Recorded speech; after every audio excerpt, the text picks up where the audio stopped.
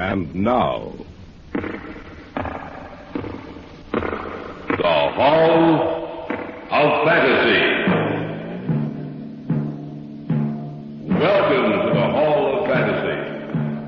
Welcome to the series of radio dramas dedicated to the supernatural, the unusual, and the unknown. Come with me, my friends. We shall descend to the world of the unknown and forbidden, down to the depths where the veil of time is lifted, and the supernatural reigns as king. Come with me and listen to the tale of the Shadow People. Elaine, have you seen anything else since you spoke to me last? No, I haven't. Ever since Mother died, nothing's happened.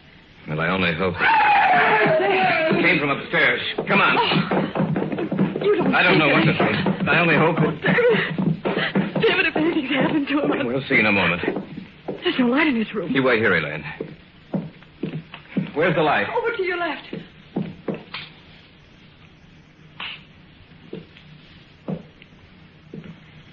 David, what's wrong? Why didn't you leave the light on? Your father's dead, Elaine.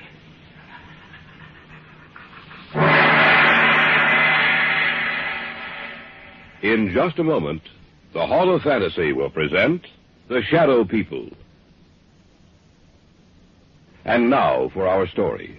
An original tale of fantasy by Richard Thorne entitled The Shadow People.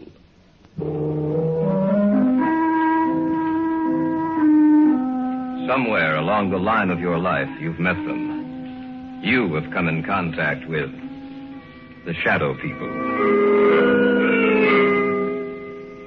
When did we first discuss it? Oh, yes, Brian and Elaine and I. It was in my apartment. There was only one light on in the entire place. What's wrong? Elaine, what's the matter? Oh, it's silly, I know, but I thought I saw something in that doorway over there. Where? Over there, right over there. Where are you going, David? Over to that archway, just to let you know that nothing's here. Huh. You see, Elaine, nothing's wrong, nothing at all. Are you satisfied that there's no one else here but us? Yes, I'm sorry. I just thought that Leave the overhead lights on. I'm sorry, I thought that... Put them back on, David, please. All right, Elaine. Look, what's bothering you, sis? I don't know. It's just that... I don't know. Tell us about it, Elaine. Tell us what's bothering you. You promise that you won't laugh at me? Of course not. Brian? Oh, Elaine, I'm your brother. If something's troubling you, I'd like to know about it. All right, then. The reason I was so upset was the fact that I saw someone or something standing in that archway. But, Elaine, David showed you that there was no one else in here. When the lights were put on, you saw for yourself that we were alone. I'm not talking about something you can see in the light, Brian. I'm not talking about a human being. Then what's it all about, Elaine? In the darkness, I saw something that can't be seen in a lighted area. And I've seen it several times before. You're sure you're not imagining this, Elaine? Oh, I don't have that good an imagination, Brian. How long have you seen this thing, Elaine? Well, it started about 6 weeks ago. You were in Detroit on business, Brian. Mom and Dad were on vacation. I was in the house by myself, in the library. There was only one light on. I sat in the chair beneath it, reading. Several times I thought that something was watching me. I felt there was someone in the room with me, standing right in back of me. Every so often I'd glance back over my shoulder, but there seemed to be nothing there. And then I thought I heard someone whispering. I wasn't sure, but when I heard it again, I got up and I looked all over the house.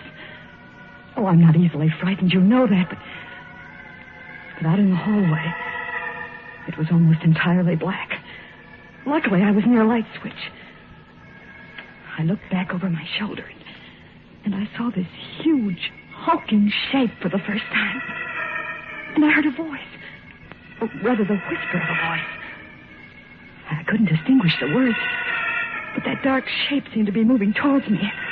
My hand was on the light switch, and I turned it on. In a minute, the light flooded the hallway.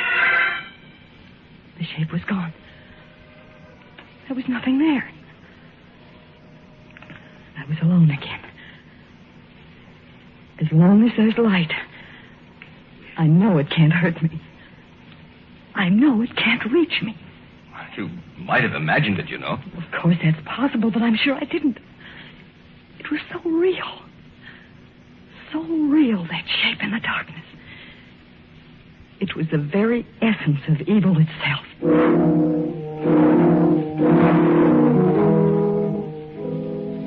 There was an old man I knew of, a Dr. Heselius. I'd heard that he knew quite a good deal about the supposed supernatural manifestations which had taken place in the world. I went to him to see if he knew anything that might explain the events of the story Elaine had told us.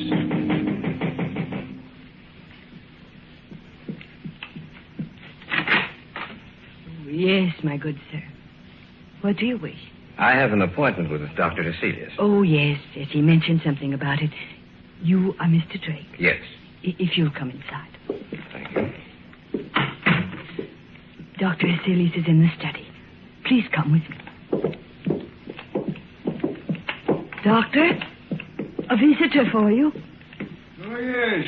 Bring him in. You may go now. Yes, Doctor. Mr. Drake? Yes. Sit down, please, in that chair over there. Thank you, sir. Now, what is the nature of your visit to me?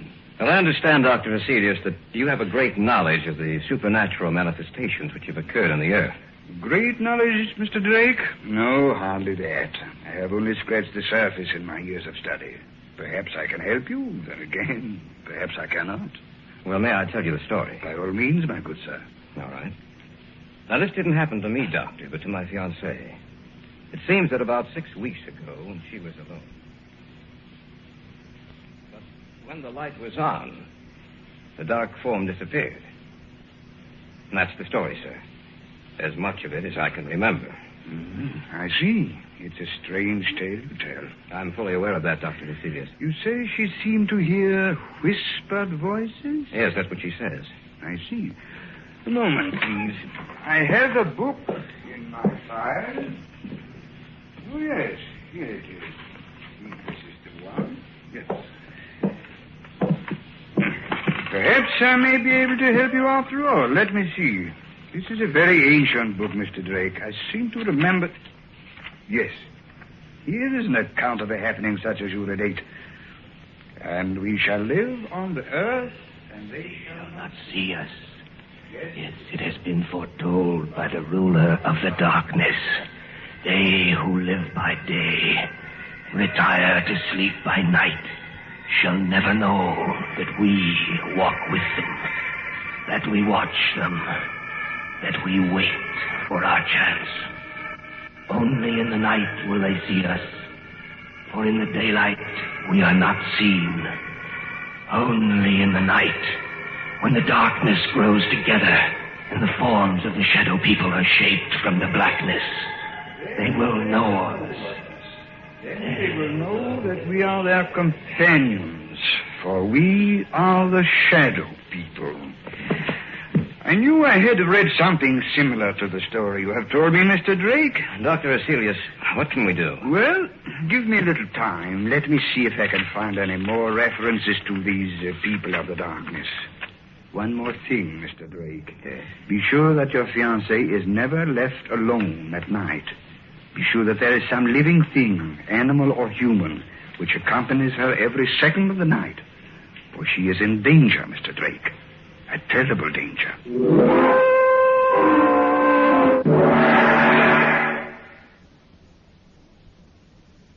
Back now to our story. An original tale of fantasy by Richard Thorne entitled The Shadow People.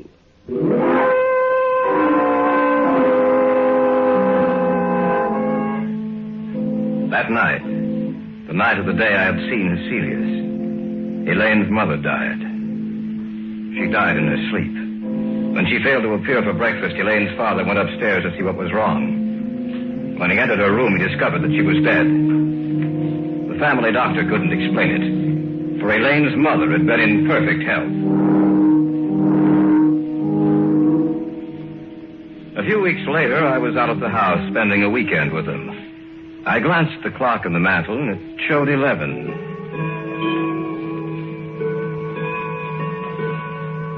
can't understand why Brian hasn't returned from Well, town. he said he had some extra work to catch up on. He told me this morning that he might be late. Well, 11 o'clock. I'm going upstairs. Glad you came out, David. It's good seeing you again. It's a pleasure to be here, sir. Well, don't stay up too late. See you both in the morning. Good night. Night, Dad. Good night, Mr. Davis. He isn't the same, David. Ever since Mother died, he hasn't been the same. I didn't realize that until tonight. He's changed. I only hope that he'll start living again. Ever since she died, it seems that a part of him died with her. Elaine, have you seen anything else since you spoke to me last? No, I haven't. Ever since Mother died, nothing's happened. Well, I only hope. Came from upstairs. Come on. You don't think... I don't know what to think.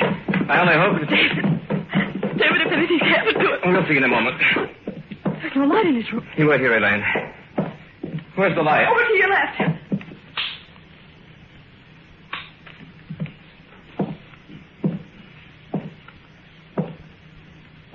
David, what's wrong?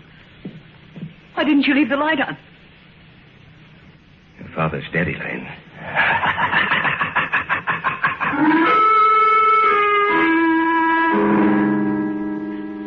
I had walked into the darkened bedroom. On the bed was Elaine's father. It didn't take a second look for me to know that he was dead. I switched off the light and walked back into the hallway to tell Elaine what happened. And then from the room there had come an eerie, quiet laughter. In the darkness of that room was some unknown evil power. The voice itself was unearthly. There was no substance to it. It sounded as if it came from the darkness itself. No. No, I don't believe you. It's the truth, Elaine. There's nothing more I can do. We'll have to notify the police. Tell me it's not the truth, David. Tell me it's not true. I'm sorry, Elaine. I wish I could. Your father's dead.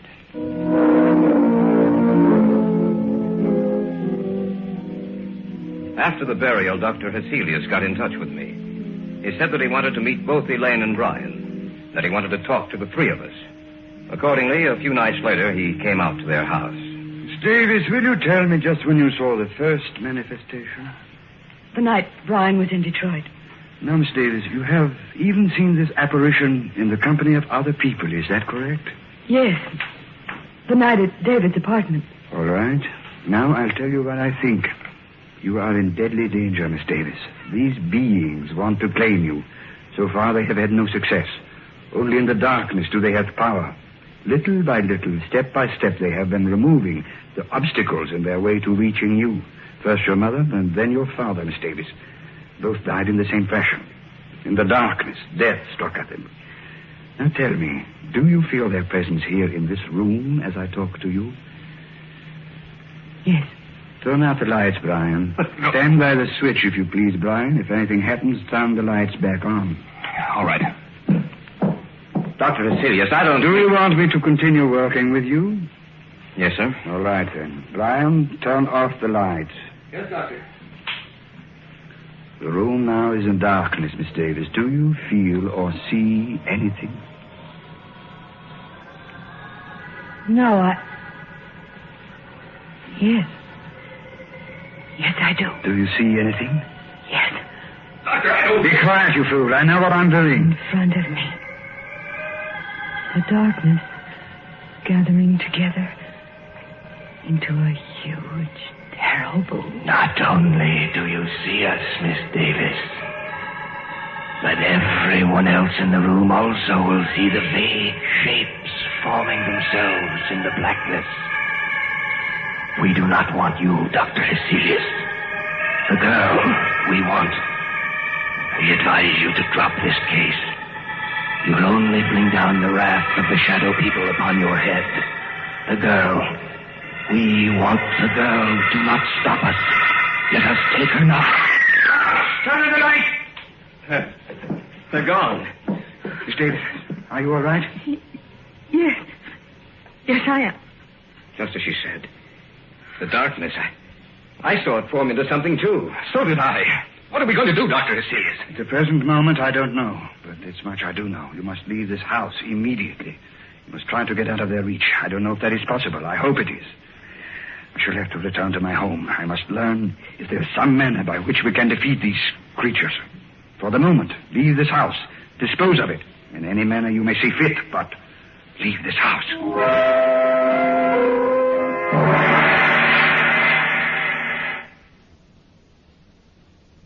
Back now to our story. An original tale of fantasy by Richard Thorne entitled The Shadow People.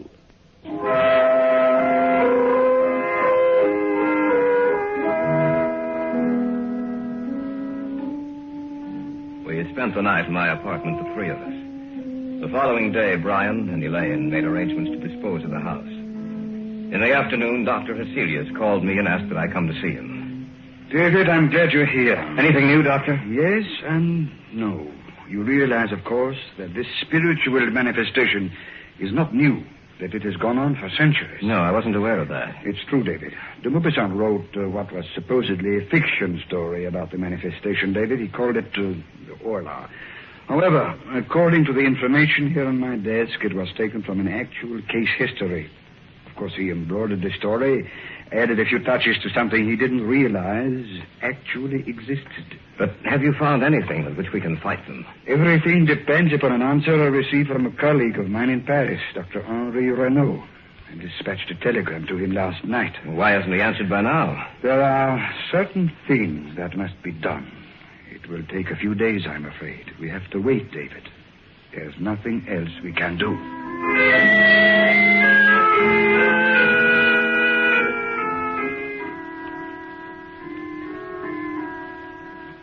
In the next few days, the house was sold, and Brian and Elaine moved into a newer, more modern home a few miles from my apartment.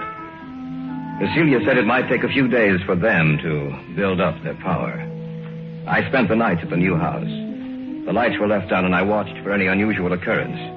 In the daytime, I'd return to my apartment and get some sleep.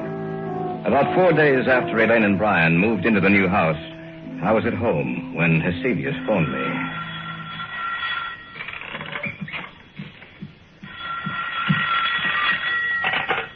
Hello? David? Yes, Dr. Heselius? I hate to tell you this, David. What's the matter? What's wrong? They were a step ahead of me, David. I just received word that Renaud died or was killed at the very moment I sent the telegram to him.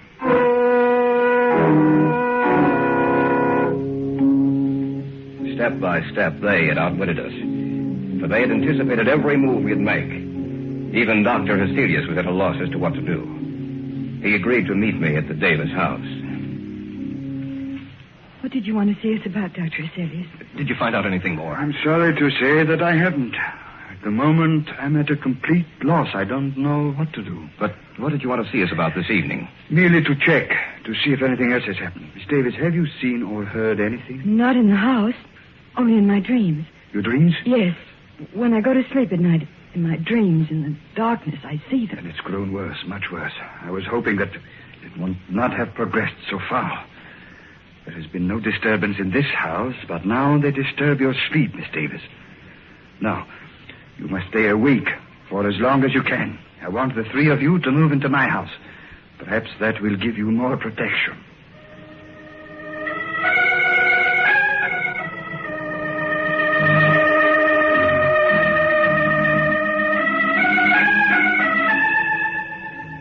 That night, we moved over to Heselius' house. Perhaps Elaine would have more protection there. From there, we might be able to devise some plan of action, some way to beat those beings. For a few days, things were quiet. The shadow people seemed to have withdrawn. For a while, I thought that we might have succeeded in thwarting their purpose. Elaine no longer complained of troubled sleep. But that condition lasted for a few days only. About 10 days later, they made themselves known and felt again. That night, we were in the study, when suddenly Heselius whirled around and... Elaine, what are you looking at? Outside the house.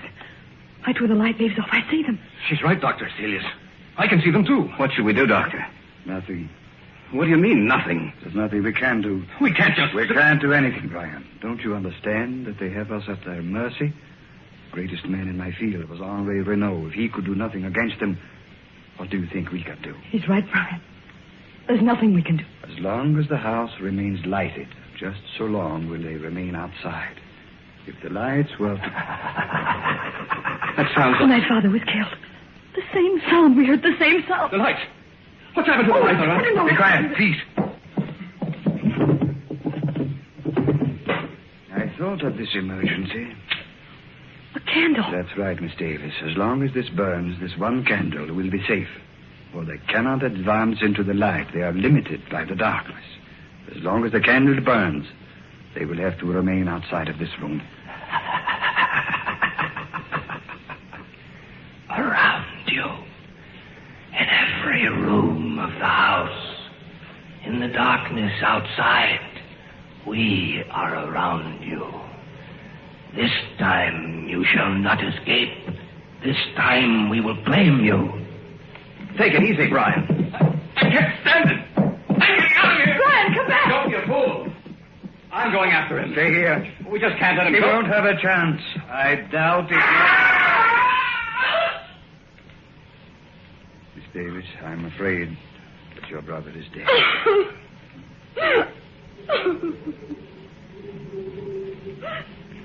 The wind, Doctor.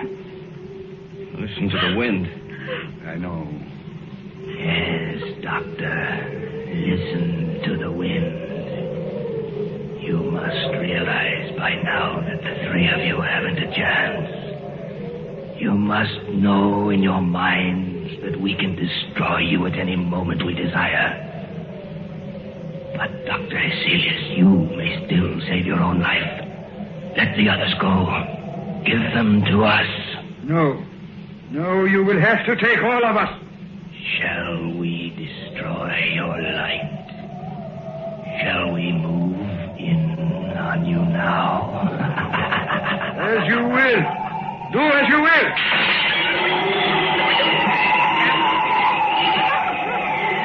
Sorry, David. The candle is out. In the darkness, the figures in the darkness.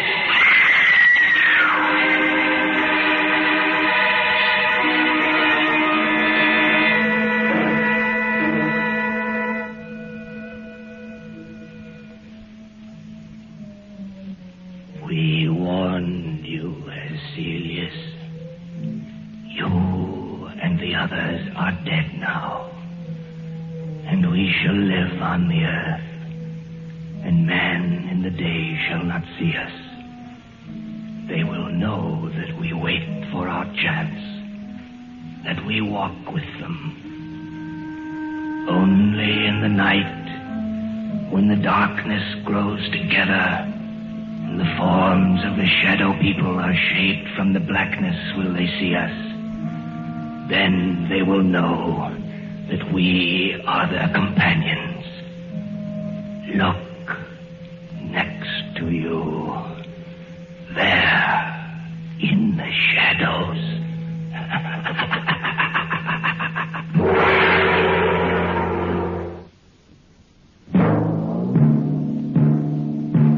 So runs tonight's tale of the unusual, the terrifying, the unknown. Join us again when next we journey down the corridors of the Hall of Fantasy to hear another strange tale of the supernatural.